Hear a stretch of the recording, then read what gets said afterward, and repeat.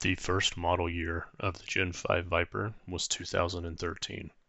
For the Viper's return, there were two different models that were initially offered. The SRT, or base model, aimed at the traditional Viper enthusiast, and then there was the GTS, which Dodge was going to use to usher in a new era of luxury and technology to the Viper platform. The SRT model stayed true to the traditional Viper with a focus on remaining lightweight with limited creature comforts. No power seats, limited sound deadening, only a 9-speaker audio system, and a stiff, performance-oriented suspension without selectable drive modes. The SRT Viper also came standard with a 5-spoke style wheel, which was called the Rattler wheel. The GTS featured additional NVH material to combat all road noise and vibrations, featured a power driver seat, and the most expensive option, which was dual mode Bilstein dampeners for both street and track duty. A 4-mode traction and stability system was also added compared to the SRT's 2-mode system. The Viper GTSs came standard with a 12-speaker Harman Kardon audio system and could be optioned with an 18-speaker Harman Kardon system. If you plan on listening to music at all while driving your Viper, you're going to want to option for at least the 12-speaker system at a minimum. With this newly added focus of luxury on the GTS trims, that trim level featured a unique leather and Alcantara interior over the base SRT trim.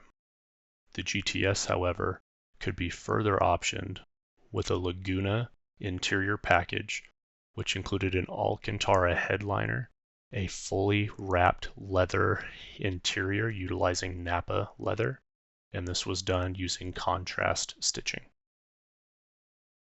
Also at this time, the GTS trim had an available Grand Touring package, which consisted of a rear view camera, all navigation, standard, Sirius, traffic updates, and other Uconnect features utilizing the Uconnect 8.4AN system compared to the standard Uconnect 8.4 system. An optional track package could be added to GTS trims, which consisted of larger slotted brake rotors from StopTech, and the calipers were also finished in red. An optional Venom style wheel came standard on the GTS trims, along with a trim-specific 2-vent style hood aimed at keeping underhood noise at a minimum for the driver at the cost of heat extraction and downforce. Lightweight Sidewinder 2 forged wheels could also be optioned on this trim. For 2013, there was an additional Viper GTS special edition.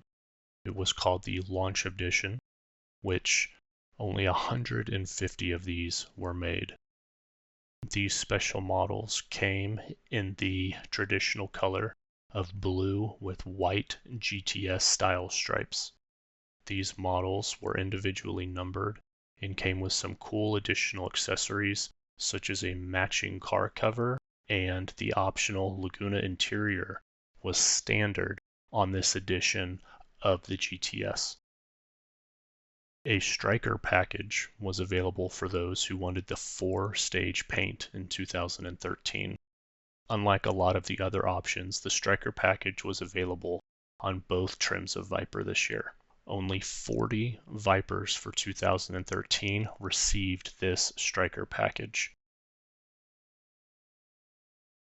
The SRT model had a starting MSRP of $97,395, while the GTS started at $120,395.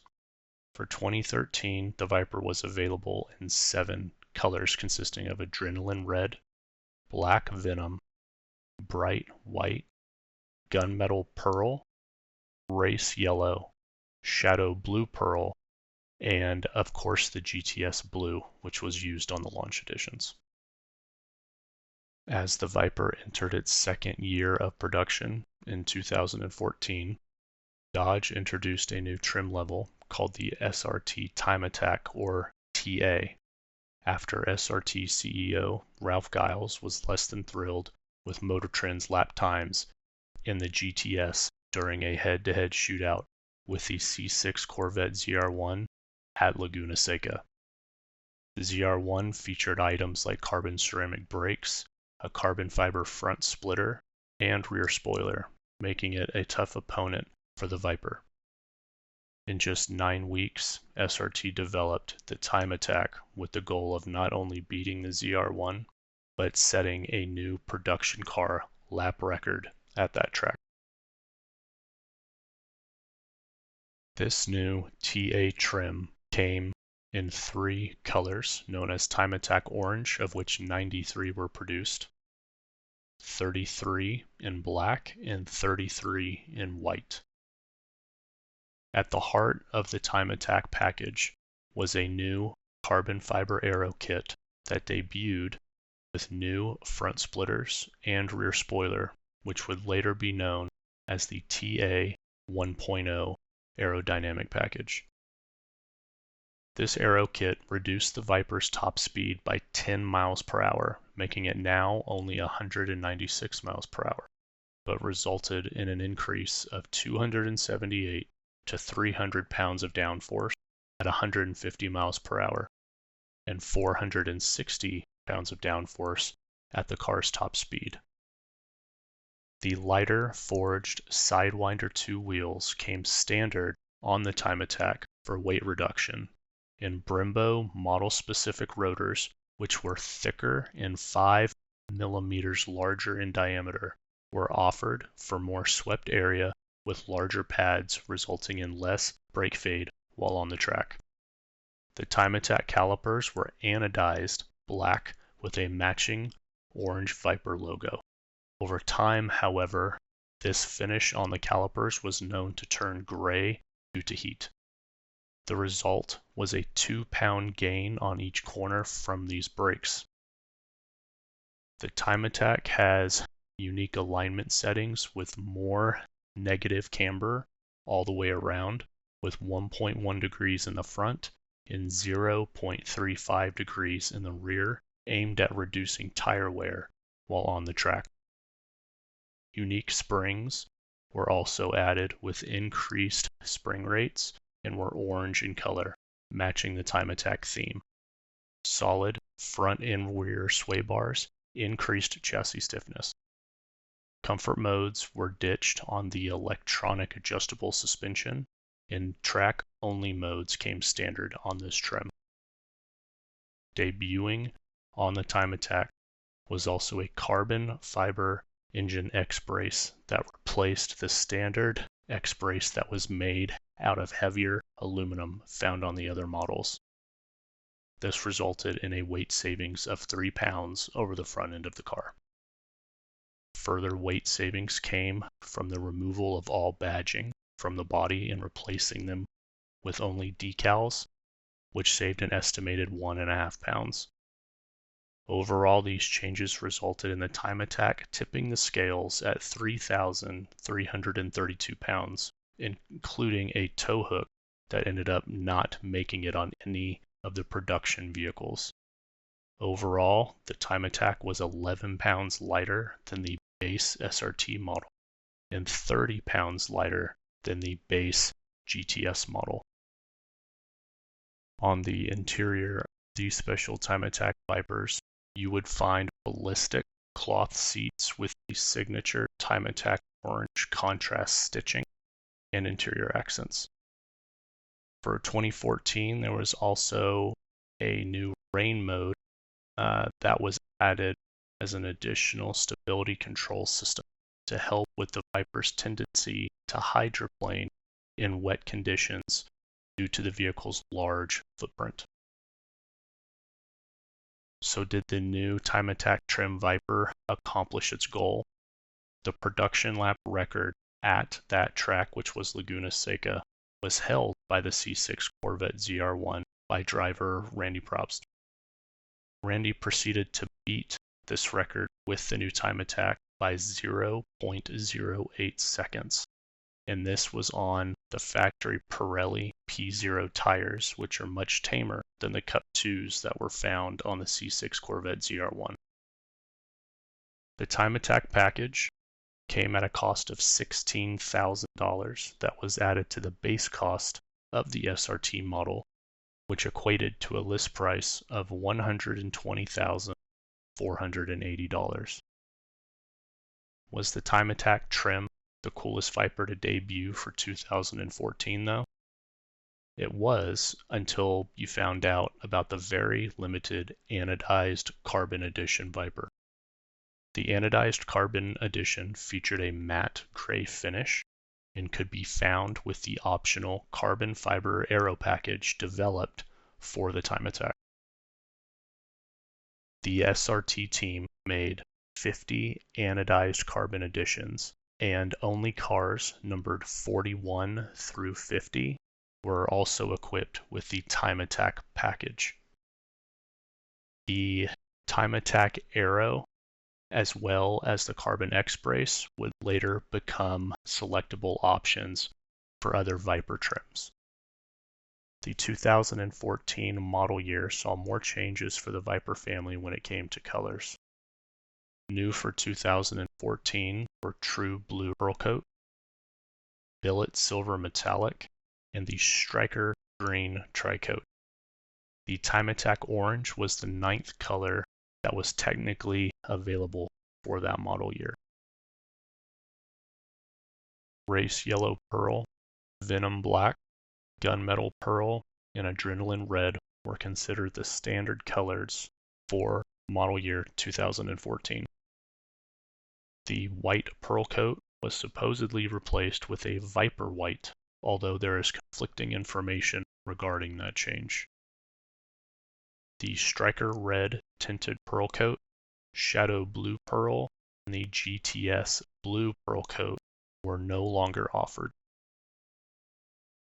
By model year 2015, the Viper was no longer called an SRT Viper and was once again called a Dodge Viper. Lack of sales in 2013 and 2014 led to a $15,000 drop in MSRP for all Viper trims. Owners who paid the original MSRP were issued a credit voucher with Dodge that could be used on a purchase of another vehicle. A new trim level called the GT was aimed at bridging the gap between the base SRT and the GTS. The GT would come standard with an electronic multi-mode suspension and what was previously the base interior found only on the GTS models. The GTS now comes standard with only the high-end Laguna interior with the Alcantara headliner. A rear-view camera also became standard on all trims. The engine power rating was increased by 5 horsepower, supposedly due to a revised engine calibration. However, the dual throttle bodies used on the previous year models featured plastic housings. These throttle bodies were replaced in 2015 for units that utilized an aluminum housing and shared part numbers with other Pentastar V6 engines seen all across FCA's fleet. I personally never saw a confirmed issue with the 2013 and 2014 throttle bodies with the plastic housings, but while my personal car was down for a 9-liter engine swap, I opted to use these revised throttle bodies. Please be aware though, if you are thinking about exchanging throttle bodies, that the ones used on 2015 and later models utilize a different connector which requires a different engine harness. The Viper platform saw a 2 miles per gallon increase on its EPA rating due to a different 6-gear ratio. Previous year models utilized a .63 6-gear compared to the .50 6-gear, which is now standard. This was done to lower cruising RPM and interior noise.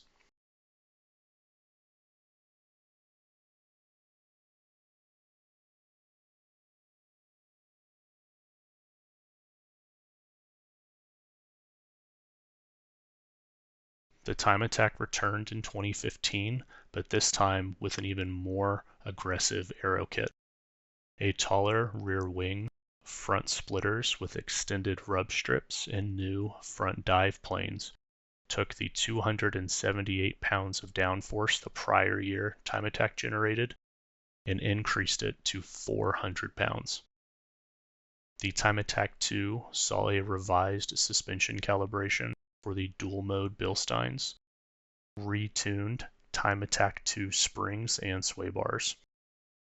There was also the carbon fiber engine X-brace and the Time Attack specific brakes.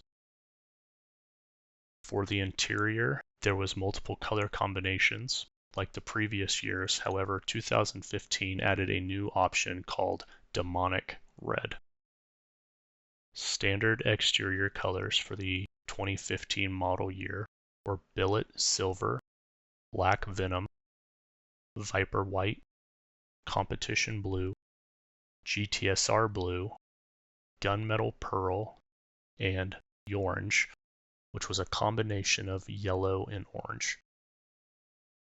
The Time Attack Special Edition package was only available in Competition Blue, Venom Black, or Orange.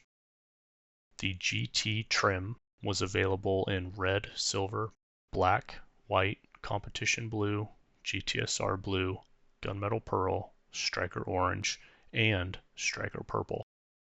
The GTS model was available in anodized carbon, billet silver, black venom, bright white, competition blue, GTSR blue, gunmetal pearl, striker orange, and striker purple. The ceramic blue was only available on a special ceramic blue edition that was seen on the GTS trims and included several carbon fiber options and orange finished brake calipers. The exterior stripe color packages for 2015 changed. The GTS style stripes could be done in black venom, billet silver, bright white, gunmetal pearl, and new for 2015, adrenaline red. The biggest change for the Viper that came in 2015, however, was the introduction of the GTC trim and the Viper one-of-one program. This allowed buyers to truly spec their Viper with whatever combination of options they wanted. According to Dodge, there were 25 million different build combinations possible. 8,000 hand-painted exterior color options, 24,000 stripe colors, 10 different wheel options, 16 different interior trims, and a total of 6 aero options. Owners were sent a 1/18th scale model Viper to confirm their paint selection. Each Viper from this program received a personalized badge with the owner's name on the passenger side dash. One-of-one customers could follow their Viper's build progress online and could opt for enclosed carrier delivery or factory delivery that included a special tour of the factory and vehicle reveal.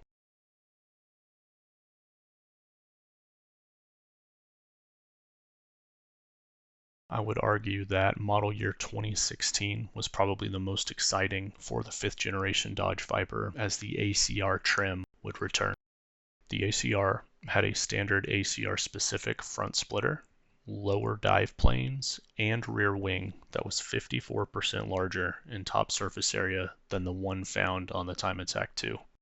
This spoiler, in fact, was 1,776 millimeters wide, which also happens to be the year 1776, which was an attempt at some lighthearted humor from Dodge. The results of all this aero, however, 1,101 pounds of downforce at 150 miles per hour. The time attack at that speed was just over 270 pounds. This aero, of course, lowered the ACR's top speed to 177 miles per hour. Now, if you're wondering what amount of downforce the ACR would create at that top speed, the answer is 1,533 pounds. So much, in fact, that the ACR had to have unique supports installed in the rear hatch to cope. The ACRs could also be had with the extreme package known as the ACRE, which pushed the already insane performance of the ACR even farther. The ACRE's rear wing was expanded to 1,876 millimeters, an increase of 100 millimeters. This was now 62% larger in top surface area compared to the Time Attack 2. A rear carbon diffuser was added and extended forward of the rear axle. This diffuser included strake extensions that you could remove in different lengths for street or track and were designed to rub against the road surface for increased straight line stability. There was also hood louvers located on top of the front wheels, which were added to increase downforce. The results of this extreme package on the ACR was 1,200 pounds of downforce at 150 miles per hour, and now 1,700 pounds at the vehicle's top speed. The overall downforce increase over the base ACR was 12%. The ACR trims could be optioned with 390mm front and 360mm rear carbon ceramic brakes with 6 piston calipers up front and 4 piston calipers in the rear. These were the largest brakes ever offered on a Viper. The ACRs also received unique electronic stability control and ABS calibrations to take into account the extra grip of the aero and specially designed ACR tires made by Kumho. ACRs would also utilize larger front wheels that were 19 by 11, wrapped in tires that were 295, 25, 19, and were extremely low profile. ACRs were given double adjustable coilovers by Bilstein with ride height adjustment. Each shock would provide 10-way rebound and compression adjustability. This package gives the owner 3 inches of ride height to play with. Front springs are rated at 600 pounds an inch and rear springs at 1,300 pounds per inch, more than double the suspension stiffness of the Viper Time Attack model. With unique race alignment and 1.4 degrees more negative camber than the entry SRT model, the ACR is capable of sustaining more than 1.5 G on high-speed turns due to the combined chassis and aerodynamic improvements. Randy Probst, as a matter of fact, was able to pilot the ACR around Laguna Seca with a lap time of 1 minute 28.65 seconds. The ACR actually went on to set 13 more track records across the country. ACRs have a unique Alcantara interior with limited options to save weight. ACRs have unique rocker panels that no longer have exhaust bezels and have no additional NVH material. Even the padding under the carpet is removed to save weight. Standard on ACRs is a 3-speaker audio system, and the rear carpet is removed on the ACRE options. Like the TAs, badging was also replaced with decals. A source of constant contention inside of the Viper community are whether or not the GTC cars that were optioned with the ACR package should truly be called a Viper ACR. Some owners believe that only Vipers built and spec'd by Dodge that were designated originally as ACRs should be called ACRs. 2017 would be the 5th generation Viper's final year of production. Dodge put together 5 special limited production models for this model year. The Snakeskin Edition GTC can be seen here. This featured a special snakeskin green exterior paint, snakeskin patterned SRT stripe package, advanced aerodynamics package, the black Viper GT interior, a serialized instrument panel badge, a custom car cover with the owner's name over the driver's door, and only 25 units were slated for this production. Now notice how I said that this was a Snakeskin Edition GTC, which means some of the owners that ordered these did actually spec them with the ACR package, which you can see here. The second special model, and my personal favorite, was the return of the Viper Voodoo Edition ACR, known as the Voodoo 2.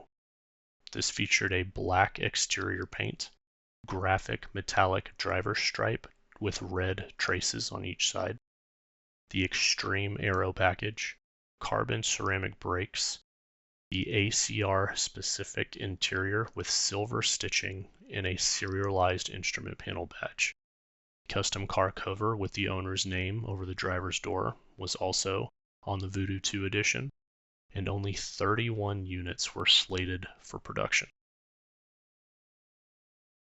The GTSR Commemorative Edition ACR was done in a pearl white exterior paint with blue pearl GTS style stripes. It had the ACR Extreme Aero package, an exterior carbon package, which includes carbon front and rear brake ducts, carbon ceramic brakes, unique red striker badge, GTSR seal plates, USA flags on the B-pillars. The ACR interior was finished with red stitching, had header red seat belts, a custom car cover with the owner's name over the driver's door, and there were 100 units that were slated for production. The 4th special edition Viper for this model year was the Viper 1-minute 28 edition ACR. This Viper was done with a black exterior paint, red ACR style stripes, the ACR Extreme Aero package, carbon ceramic brakes, a 1-minute 28-second edition seal badge, ACR interior with red stitching, a serialized instrument panel, a custom car cover with the owner's name over the driver's door, and there were only 28 of these units that were slated for production. The 5th and final of these special editions for 2017 was the Dealer Edition. This was only available to the top 2 Viper dealers in the country, Tomball Dodge of Tomball, Texas, and Roanoke Dodge of Roanoke, Illinois. This model featured a Viper white exterior with a competition blue center stripe and an adrenaline red driver's side stripe, carbon ceramic brakes, the ACR Extreme Aero package, and the ACR interior also finished with red accent stitching. So to conclude this video, we're going to talk about an unofficial version of the Viper that a company called Prefix created, the Targa and the Medusa. Prefix is a company that worked with Dodge and SRT on the Gen 5 Viper's development. In fact, the lead powertrain engineer for the Viper works at Prefix creating OEM Plus staged power packages for the Viper, such as the 9-liter Extreme conversion that I had done to mine. Prefix are also the guys that you see hand painting Vipers in all of those videos. Every Generation 5 Viper was hand painted by Prefix. Prefix created the Viper Targa and the cost of that conversion was $12,000 to $15,000 depending on what options the customer wanted, such as matching stripes or exposed carbon fiber. Now, the Viper Medusa was born when Prefix went the full-on chop the roof off route. This conversion was $35,000 and was done in extremely limited numbers. In fact, according to Prefix, only 25 to 30 examples of the Targa were built, and even fewer were actually given the full convertible treatment with the Medusa package. The exact numbers are unknown. Perhaps the rarest Vipers are the two ACRs that Prefix converted to Targas. I've seen one of these go for as much as $400,000. That's going to do it for this video. I know it's a long one, but the Generation 5 Viper came and went so fast that it wasn't until years later that people were aware of most of the options and special programs that made this generation Viper special and why they're so highly sought after today. You know, perhaps if Dodge spent more on a lot of the marketing during the 5th generation Viper production, sales would have not been so lackluster. Demand for Vipers is so high today that cars are selling for right at or more than their original MSRP selling prices. In fact, if you're lucky enough to have a Viper that's designated as an ACR, they are worth double or more their original MSRP today, with the special edition ACRs regularly selling for over $300,000. I hope this video helped you either decide which Viper model was right for you or taught you something that maybe you didn't know about this platform. Thanks, guys.